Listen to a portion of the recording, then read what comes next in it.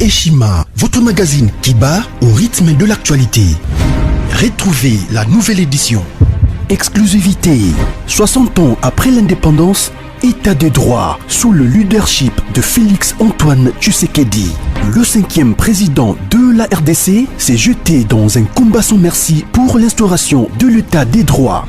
Contre vents et marées, Fachi Béton décide d'en finir avec une politique d'impunité, la gratuité de l'enseignement de base, l'amélioration des relations diplomatiques, la sacralisation du Conseil des ministres, l'indépendance de la justice, le redressement de la RDC, focus au Katanga. Le gouverneur Jacques Kiaboula construit les routes du Haut-Katanga pour relever le défi du social et du développement. Le but est d'inonder Lubumbashi et les autres centres urbains de produits agricoles tout en baissant leurs prix. Découverte, nommé directeur général Barnabé Mouakadi veut rendre la DGI plus performante. Dossier Eshima, l'église s'éloigne du milieu du village. Interview, porteur d'espoir dans la lutte contre Covid-19 grâce à l'Artemisia, le docteur Jérôme Mouniangui juge son expérience en RDC. Loi des finances publiques 2020. Le VPM Jambo de Mayo atteint ses objectifs. Économie, jusqu'où ira les francs congolais?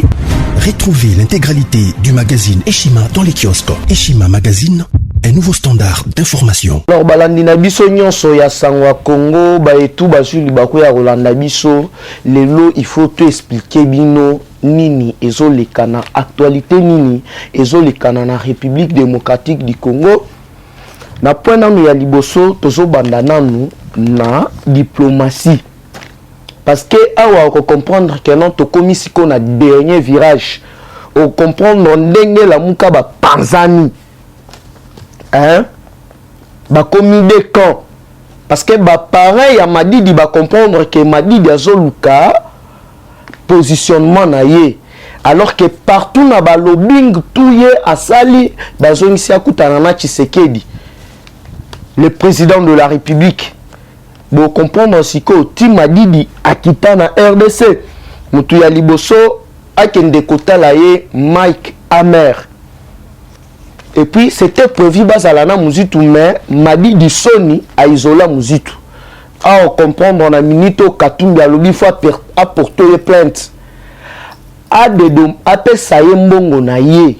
Oya pesa ba média international plus de 125 millions de dollars américains parce que vous comprendre que non ndenge zali wana Madidi azwa ki 3 millions mais eza insuffisant. Toko bete la bino masolo ya Vital Kamerhe ebele bazola la pongite o Kamerhe kimi oboye na boye il faut boye ba kenon na ba investigation ya FBI Kamerhe ndenge aza wana bakangiye aza en lieu na Hezbollah bango na Jamal. Alors procès ça déjà les 18 heures. Moi na maye azozwa traitement na centre Nganda ayaga kolala na boloko mutoko sabino teke non o Kamerhe bimi libanda. Alors d'entre deux jeux déjà tozobete la bino nanu carte oyo ezobetama ya mini sommet piège oyo ba américain ba piéger Kabila banyataye parce que ceux qui se rappellent na 2016 l'ère Kabila akendaka na Conseil de sécurité oyo alobaka di n'importe quoi abandaki kofonda na hôtel Continental na hôtel wana eza jeune moko il y a 24 25 ans oyo ayaki ko manifester pacifiquement ya kosenga ete Kabila oyo asa criminel ndenge nini boyambiye na États-Unis d'Amérique abo comprendre toza wapi tozo kende wapi parce que Fachi azo yamba déjà les 12 ans envoyé spécial il y a Nations Unies na Grand Lac Wang Xia akozala accompagné na Thérèse Van Guerre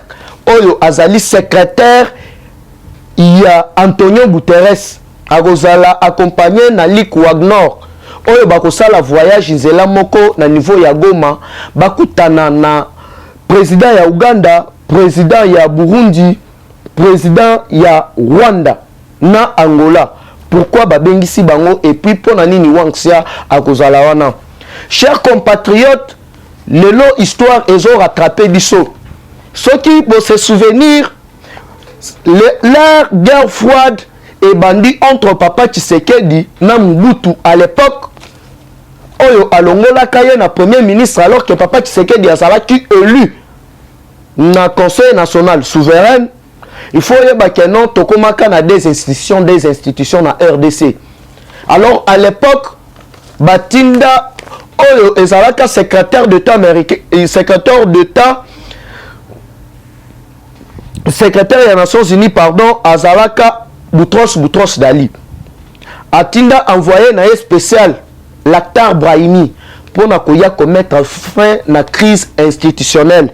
Alors, awa déjà, il faut y que non, déjà, il faut y que non, liboso awa, tokozala na autour d'une même table. Fachi, les vrais opposants, na Kabila concernant réforme Yasseni. Parce que réforme et justice la minute et ça déjà na maboko Fachi. Makambu nazo ebisabino boko comprendre yango que non oyo toyebi sarabino que non politique économique chilengi. On comprendre que non Kabila atekaki déjà RDC. Awa na minute oyo je vous dis que non na ebandeli ya mandat ya Donald Trump. Alukaki ayeba pourquoi Chine azokoma fort na niveau ya commerce. Parce que na politique internationale États-Unis, na Chine, bazalaka na bagarre économique. Alors que Donald Trump a sengaka na industrie militaire américaine. A ça la étude moko approfondie sur la RDC na ba minerai nyonso oyo esalaka ba métal donc ba cobalt, ba uranium na ba coltan. Alors, bah, identifier qui 11 provinces y a RDC, chers compatriotes. Ils ont candé depuis 2010 de Obakomaka livre. RDC tozali beni na degré moko ya kosaranate. Lelo affaire obozo yo kayaba coltan na Kasai. Oyo ezali na Kasai oriental, na Kasai occidental. Et puis pas seulement kuna, mais ba province nyonso ya RDC ezali béni. Les romoni sikoyo FCC bakomi na perte de vitesse, bakomi oteno tokende na suffrage universel. Awa bokoyeba toza wapi tokokoma tozokende wapi.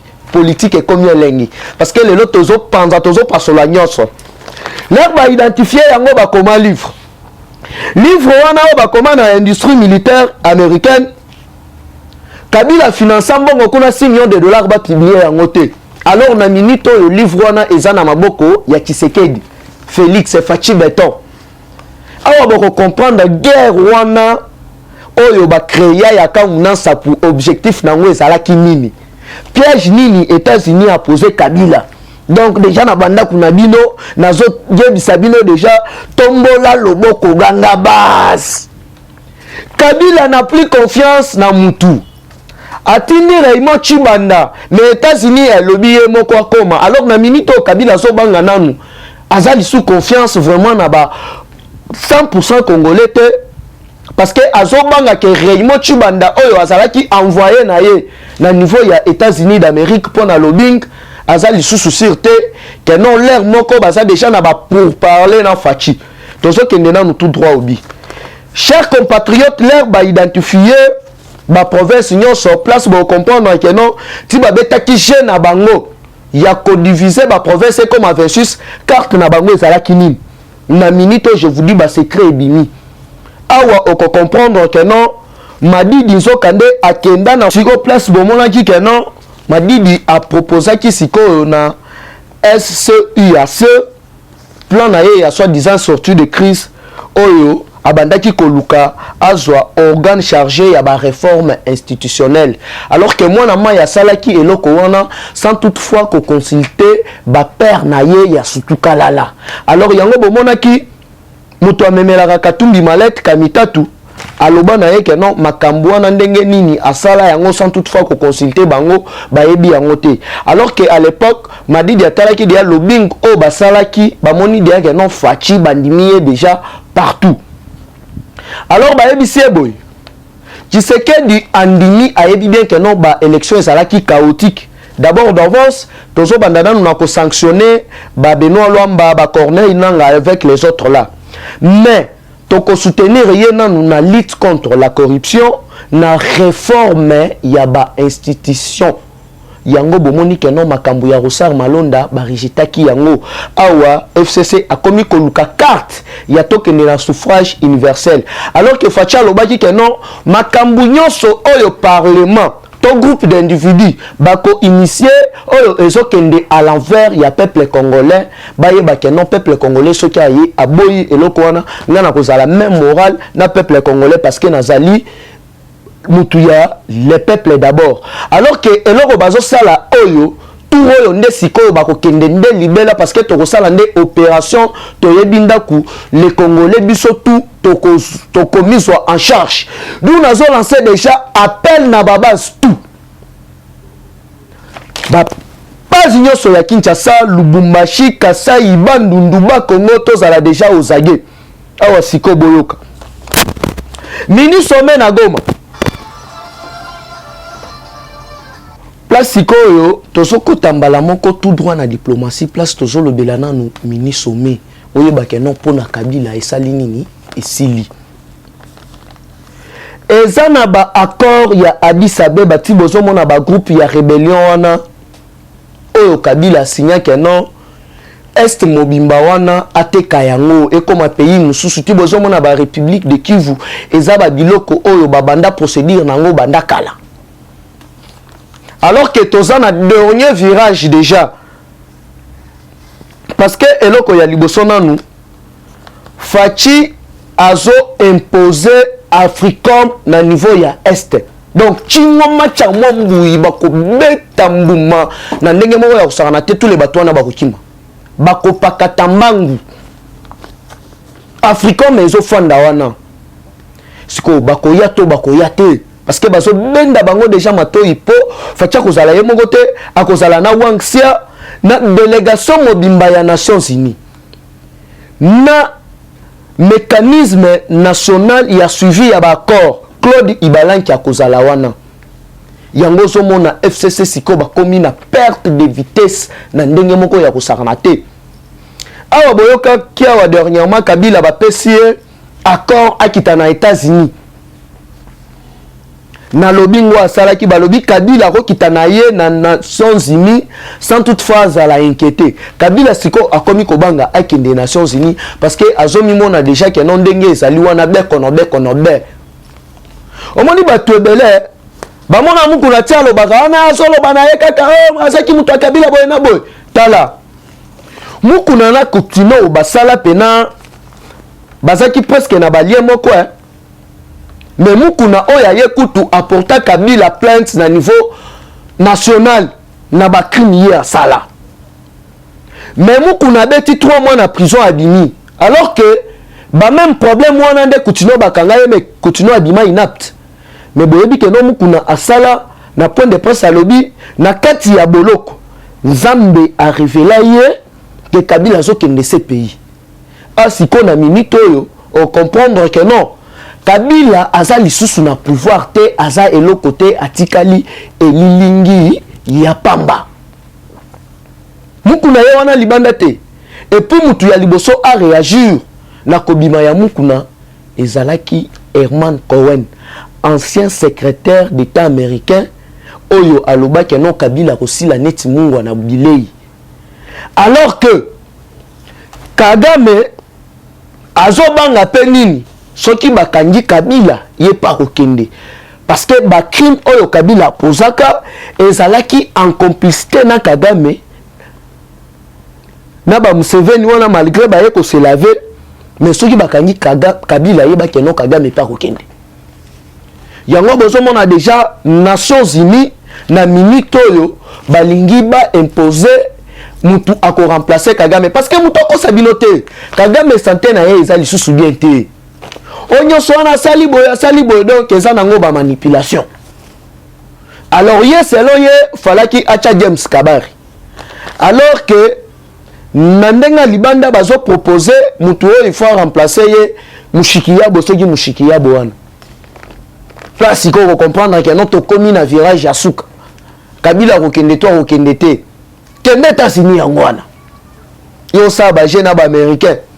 Na minute oyo muto azalaki na kati ya liwa ya Floribert Chebe ya Banyati. Dossier ya Michael Sharp oyo baboma na Zeylan Catalan, des experts ya ONI. Vidéo izao. Dossier wana lisusu na mesa. Yango ti bazomona caméra eteno caméra kimite azawa. D'abord déjà nazo yebisa bino keno samedi nakozala na centre Nganda place to beta pena émission pour na ko confirmer bino keno caméra kimite akeye pa imoko te muto ko sabino te. Donc Fachi bazo kende wana na vol spécial. Il y a États-Unis d'Amérique. Oh, il y a un envoyé spécial. Et ça pour composer Africom na niveau il y a Est. Et puis bah corps nyoso wana Kabila signa qui y a 50 ans, il y a 30 ans. Baboyi yango. Awa sikoyo boyoka. USA aventure généalogico. Vous comprenez dans le mot anglais, ça mbilinga. Et ça structure oyo, il y a États-Unis d'Amérique, oyo basalaki ba étude géologique na niveau il y a RDC, oyo ba comment livre sur ba richesse nyonso eza na République démocratique du Congo. Alors que Chine qui azo somba ba coltan, azo somba ba cobalt, abandaki côté kango trop na États-Unis, azo te kango na Japon. Alors que Trump en tant que homme d'affaires, politicien, alors il faut dire à la source. Alors la minute il faut que non, États-Unis azozonga en puissance. Yango bozomona na minute oyo batunyo so bakomi ko luka positionnement. Lobi Katumbi annonçant officiel il faut porter m'a dit di plainte azong c'est la hilar nae. Ce qu'on m'a dit d'une minute oyo kendaki ko la pasteur ya ba Fachi on ndenge nini Fatila toi qui na opposition to kritika Kabila bakanga bisote ndenge nini alingia kanganga. Non mais yo lekisa ba borne. Yango bomoni madidi ya comment teno ndenge zawana congolais nyoso aza na droit ya ko réclamer mais yo mibenga ki président. Président kindoki. Invitation banila ngote ezali.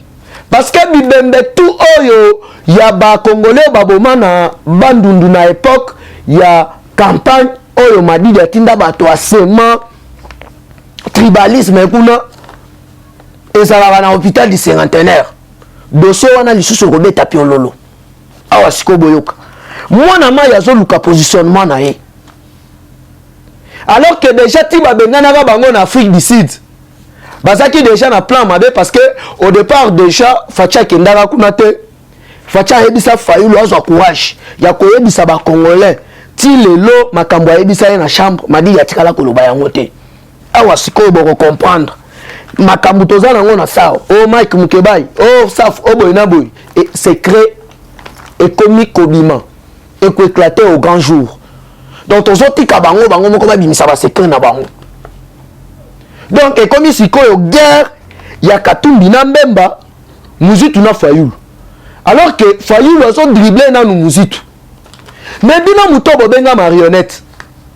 Ndeni ni bokomi koloba oteno alinga s'accaparer na cour constitutionnelle a s'accaparer na réforme ya Seni bayebi chers compatriotes FCC oyo babukaki yango mutu bakolona parce que bango nyonso ekendaka na désavantage ya Kabila balingaka ba protéger yango zomona bazo luka par tous les moyens bameki na carte ya liboso ya malonda esimbite bakomi kokende oteno na suffrage universel nazozonga nanu mwasi matoza na 2006 toke na élection ya 2 tours na 2011 Christophe Lutundula oh lelo akomi na lamuka oteno nga mtu alamuka onga boye o Kabila mutu aya na projet ya loi ya tokende na élection ya tour moko c'est Christophe Lutundula raison nini bapesa au gouvernement eza na mbongo te. Alors que na minute bokoye basikoyo carte nini ezobeta maya onip tezaria sa koma ki otano onip papa oza mupaya garde bande parce que lelo soki Rwanda oyo kutu ozwi kaka Kinshasa oyo na bandundu tokoteli bango kuna na Rwanda na maboko tokobare bango. Mais mutu apesaka Rwanda wana babeki c'est Kabila parce que lui-même est originaire ya Rwanda. Na ba robewa na ba congolais ba manipulé. Boyiba dia bambongo awa okoyeba keno ba province nyonso ya RDC selon étude des États-Unis d'Amérique eza na ba richesse ya liboma. Yango boyoka ki déjà lobi na oya. Fachi ayambi ba responsable nyonso ya ba société minière. Na ba o Kabila tekela ebisi bango il est temps ya mututu aza en ordre te akanga bisaka akende. Kabila aza wana bolanda ye azongisela bino mbongo. Awa place sikoyo ko comprendre que ndenge eza wana Albert Yuma akubika te. Katumbi pe aza impliqué na ba mafia wana. Katumbi akomi ko luka siko par quel moyen bakutana na Fachi pasolola abo mamoto. Tiboyo kaki bauti ko blanchir o nani oyo. Nani Dan Jeffler. Abimisi ba secret belé. Scandale géologique ba minerai esawa ya liboma. Yango sikoyo omoni États-Unis alobi to bandana nous na réforme. L'herbe aussi sa ministre sommet wana. Donc tout décembre il faut s'entendre na dialogue moko ekozala médiatiser na Wang Sana Antonio Guterres. Oyo tozokende sikoyo na véritable réforme ya CENI. Qu'est-ce qui va se passer? États-Unis, il faut imposer Moutunaye. Parce que, dengue sana tozana monde ya intérêt. Batu babanda ki ko parane surtout kalala. Eza ba belge, ba français. Donc ça ka Grande-Bretagne, na Allemagne nde babenda naka. Mais bango tout babanda ki ko soutenir surtout kalala. Alors leur baye siko ba comprendre que non. Na ndenge ya nzungu akati Fachi libanda kati azape na béton. Awa na minito milelo na milelo. Awa siko boyoka. Madidi premièrement ba ebisi eboye kende kutana na Tshisekedi. Madidi afongwami. Parce que mutu oyo batinda balekela et pas musitu parce que na politique contact nyonso ezalaka permis. L'air à pas Fayoul, à l'obi carte des aboye. Yango bomona ki Madidi na niveau ya États-Unis. A sali oteno, dengue zana je suis chrétien à Limbisi. Te! Ba ebisa ki déjà que non, Chilombo azana contrôle ya masolo tout. Kende kutana na yebo solola. Mwana ma ya linga sala kaka ka moi mas moko ya muki azana ngwana, amimoni déjà sa grand leader. Alors que l'air a sonya, mai caméra komeli ya ebise bo sala na musitu. Mais imaginez-vous que non Fayoul a dribblé Mouzitou. Ayambi mai caméra yemoko. Ni na ngwe kolekana. Ndenge eza wana choix ya États-Unis ezali l'un des pasteurs ya Philadelphie. Oya kozala na CENI. Parce que Philadelphie na nous bazana ba lien moko na États-Unis et puis ba eza église oyo de réveil ezo kende ndenge moko na ba église protestante. Alors na minito que non na histoire ya États-Unis bazalaka plus basé na ba protestant. Parce qu'on comprendre que non FCC ba retourna ngulu. Ngulu aboyi na ye. OK ne botu na docteur Etienne Tshisekedi kuna na mausolée ABC bango le peuple d'abord. Politique nazo bisabino que non ekomi elengi. Kabila sikoyo ba octroyer visa. Akita na niveau ya États-Unis d'Amérique alors que eza na juge moko asali déclaration alobi kolimbisa Kabila eza maman na crime contre l'humanité. Moi na mai na minute yo perte de vitesse a kokende to kokende te parce que kokoma zo koma wana mbala moko meko ko sala aventure te. États-Unis ti ba état Iran wana baganga kabanga kao risi ba yebi ke bato wana basala ka aventure te. Yango bomoni Facha yambaki délégation ya batu nyonso basalaka na bakare minière ayebisi bango il est temps ya kozongisa makambu na rai na minute oyo makambu ya corruption makambu ya kanyaka eza lisusu te. Matata na Kabila na minute opesi mbwa aboyi.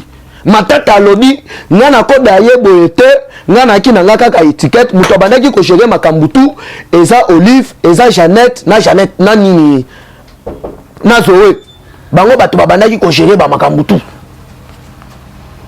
wana Matata Kabila a commis Kobenga Matata Yambate parce que Matata a saisir déjà inspecteur et finance, a encouragé à ça la audit. Mais c'est la justice.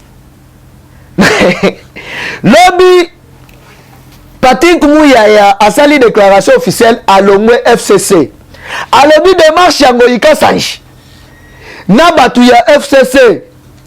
Et zali démarche moko éco énervé peuple congolais oyo tozo risqué to kweya na KO et puis ekozala na bénéfice ya IDPS. Alors yé a kondi mater banda ko continuer na batu moko boye baza na vision moko limitée. To yebisaki bino ke non politique machine na yango celui de PES. Awa batutu ba comprendre siko ke non Kabila za lisusu na eloko te. Parce que muku na beti pendant 3 mois bimi. Alors que ceux qui Kabila salaka na bokonzi. Muku na linga ke bimata linga ke so ba 20 ans. Alors muku na loba na prison qui a joué révélation Kabila zo kende ce pays.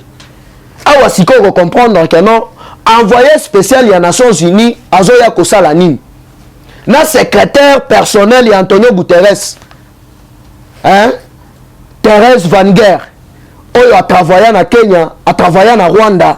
Sko ayebi ba accord nyonso ya Addis Abeba oyo groupe de rebelles wana ba signa pour na ko semer terreur na niveau ya est. Sko bazo kende tout na est. L'air ba ko koma wana premièrement na nous bazo créer structure ya crime ya structure moko juridique internationale. Oyo eko juger ba coupable nyonso oyo ba posa ba crime na RDC. Koto yo pe Denis Mukwege alobi programme ya mapping ezana ba révélation moko terrible yango bomona ki Rwanda panique tiba tinda ambassadeur wana Karega atanga na Lubumbashi Karega wana alobaka Chiluba alobaka Swahili donc maman na pion ya Kagame siko boko comprendre que na minute oyo ebele na FCC ba komi ko négocier ba exil na bango pona nini Fachi azo imposé sikoyo Africom na Pentagone na niveau ya est. Parce que États-Unis il faut abanda sikoyo ko exploiter cobalt na coltan oyo ezana no na de Kasai presque ba province nyonso balobi ba cobalt ezali. Alors que mutu oyo abandaki ko coopérer na Kabila oyo apistonaki bango na cabinet ya lobbying wana na niveau ya Washington DC ezali Eric Prince. Eric Prince azali leki ya ministre ya éducation ya États-Unis. Momi wana o babengi Bestie the Voice. Aza milliardaire. Alors na carte babetaki Donald Trump a lobby ndenge za wana ngai jamais na ko coopérer na criminel. Nga je suis un homme de parole na ko collaborer kaka na Tshisekedi. De place au komisiko Kabila falaki akende États-Unis les 12 heures akokende to akokende. Tala na ba parler na bino boganga na nuit de pese viva tombola loboko ganga bas. Donc ça pona ko yebisa bino que non Fachi amemi sikoyo makambu na ba ya likolo. Ndemba la moko boyoki déjà na Union africaine balobi na place président ya Union africaine asala une année à Rwanda ko sala 3 ans. Alors que yo za ozo la élection na 2023. Alors que pour comme président de l'Union africaine, il faut la président de la République.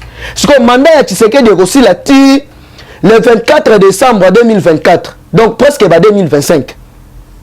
Ce que nous s'attendre que non, au Kabila Kozonga na Bokonzi, au retour na Ngulu. Yango wana tozo yebisabino que non, politique et comme elengi. Boza la calme, lelo bakangi directeur ya SPT. Na minute neto lo banabino azana selembao. Banyatie na tongo ya lelo pona nini pona makambo ya exonération. Donc ba port rebelle na niveau ya RDC ezaki ba bien privé ya Kabila. Mwana mai banyatie na minito ya zana boloko na makala. Alobinga na koda yebo ete tozaki na ba généraux ebele, tozaki na ba ebele. Alors que à bientôt là, ba pesi déjà Gilbert Kakonde Zela oyo akonome ba bourgmestre nyonso ya Congo. Tobandi na Kinshasa toke na ba ville mususu akonome ba administrateur ya territoire alors que Gilbert Kankonde aza ya biso ya IDPS place au Kabila leli asimbi mutu alobi vraiment bato ba kosaki ngato wela ba ministère régalien alors que na minito mutu azo konza justice ezali mutu na biso ya IDPS facha ebisi bango candidat onga na konome ministre ya justice à part à part Oyo, ancien ministre de la justice Onani, ancien ministre de la justice Nabiso Oyo, Oya Zalaka Liboso, Moutou ya lutte contre la corruption. Alors bien à part il y a renommé Moutou Moussouté, FCC Baleli. Donc ça pour nous Sabino que non carte ezali bien. Nanga ke kone pas Kabila na minute to sala nini. Nga ba compte na nga tout eza bloqué na niveau ya États-Unis. Tshisekedi alingi na démissionné te alobi na salawana. Ozo garantir nga nini. Kabila ebise nga na minute na ko garantir yo nini parce que nga moko na nduba makambo eza ebele. Alors bato bazolo ba fachi ko kende STT. Fachi zo kende est na vol spécial. Oyo bazo kende na ba envoyé spécial ya États-Unis d'Amérique. Donc espace aérien banda oyo banda mukolo fachi annonça ki yango na conseil des ministres ezali sous surveillance ya États-Unis d'Amérique. Parce que satellite o ba chaki ya keno banda ko sala ba vol international mabe et quoi déjà. Là, vous pouvez comprendre que non, politique, boutique et langue de peste. Alors, pour aller là, dans ce cas, rendez-vous en direct, na grand liboulou na kati alimete, bambote na ba compatriote tout balandi biso.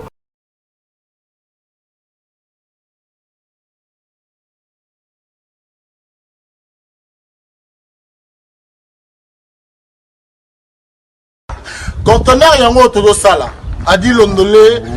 Feli, ah, Mosengo, Feli, tout ça la conteneur, ma voiture, tout na Kisasa, ma carton, ils ont qui Kinshasa.